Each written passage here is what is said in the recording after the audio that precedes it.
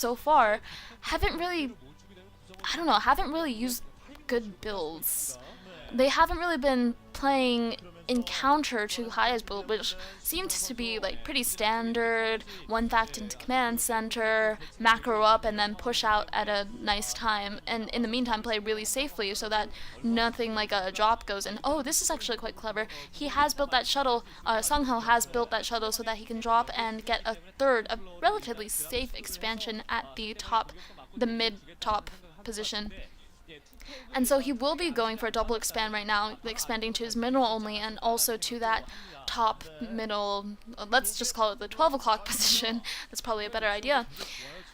And both players are just macroing up. Both players are around 3 bases, except for Sangho, who is about to go to 4 bases. And Sangho is also going for Arbiters. Wow, I guess that's viable now that he has a lot more bases than Tester did, and this shuttle probably won't be able to get in, and there will be Goliath up too, and so this shuttle really won't be able to do much.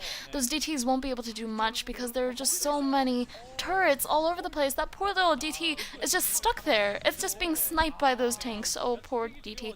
Alright, the shuttle leaves with the little DT, and that was just complete failure.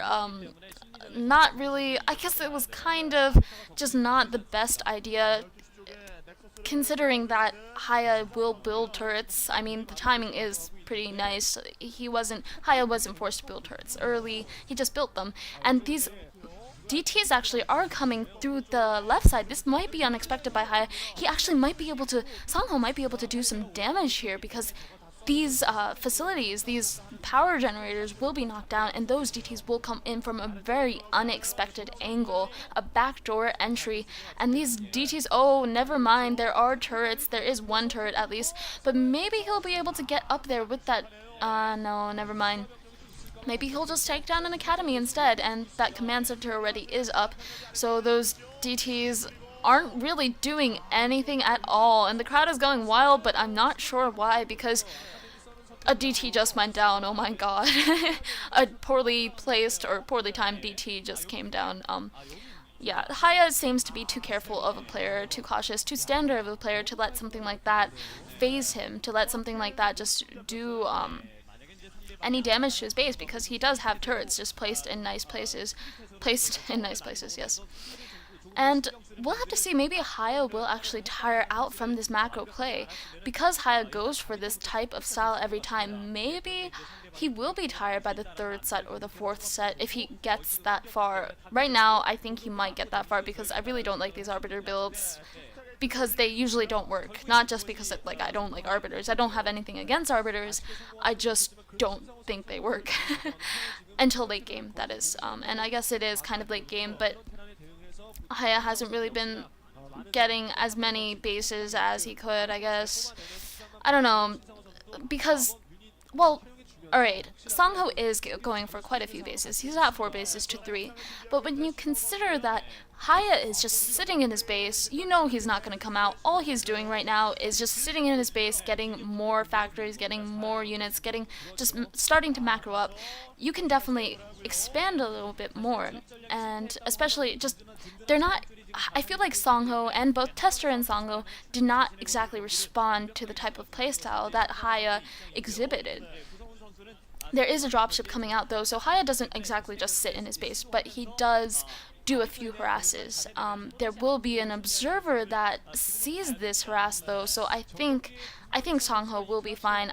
I wonder if that observer actually did see that. I don't know if it did. And those vultures will probably get taken down by those dragoons. I don't know why they're really going in that direction per se.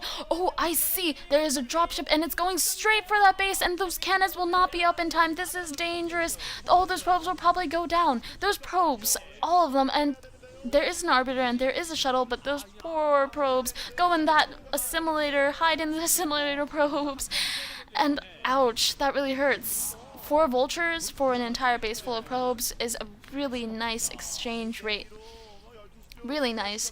And Sangho will probably find himself in a lot of trouble. I'm not sure why he didn't put those cannons up earlier. That is partially the problem of that island expansion. When I play Andromeda, I've been playing quite a few PvTs on Andromeda recently. Whenever I do that, if I always go for the island expansion, but I always lose it because it's so difficult comparatively. And there are vultures also in the back of Sangho's base. Wow, he's taking down quite a few probes. At least that dropship goes down. That's consolation prize for Sangho, but he's losing way too many probes. Way too many. And I don't know what he's attacking now. He's attacking the Citadel for no apparent reason. But really, HiyA doesn't need to micro that much because he is in a considerable lead, I think. Even though he is at 3 bases, 3 base to 4 base Protoss is fine pretty much for the Terran, and he's taking down a lot of probes, so it's basically 3 base to 3 base Protoss v Terran. But yeah, if you get that middle, that island expansion, it's so difficult to just supply with units because your shuttle can pretty much only shuttle over 2 Dragoons at most, and their shuttle can shuttle over 2 Vultures and a tank or 4 Vultures, and it's very devastating, I think. Shuttles just aren't as intuitive to use because really you don't use shuttles for much other than Zealot bombs, for Reaver drops. You don't really use it to ferry over Dragoons one by one into your base, so you depend on cannons, but those cannons can be taken down, they can be circumvented. Now we are reaching that late game Terran v Protoss, and we will probably see HiyA decide to push out soon. There are mines all over the place. He's seen those arbiters, he's scanned those arbiters, and he will be able to put just mines down and prevent any weird recalls. Meanwhile, Sangho has expanded to the top left and the top left's natural expansion. So he will be ahead economically, but it depends on if HiyA decides to push out now. If he pushes out now, it might be a good idea. And he doesn't actually have that many units, it looks like, and I don't know, he has quite a few vultures, not enough tanks. Maybe his tanks are in his main base rather than in his natural right now. And those Dragoons are coming out. They might be in place to catch some siege tanks unawares, but there will be mines put out. The siege tanks will be able to siege right behind there. There are no zealots. There aren't any zealots to just help those Dragoons out with those tanks. This won't be very good for Sangho, I think. He might be able to snipe off, and he does not snipe off that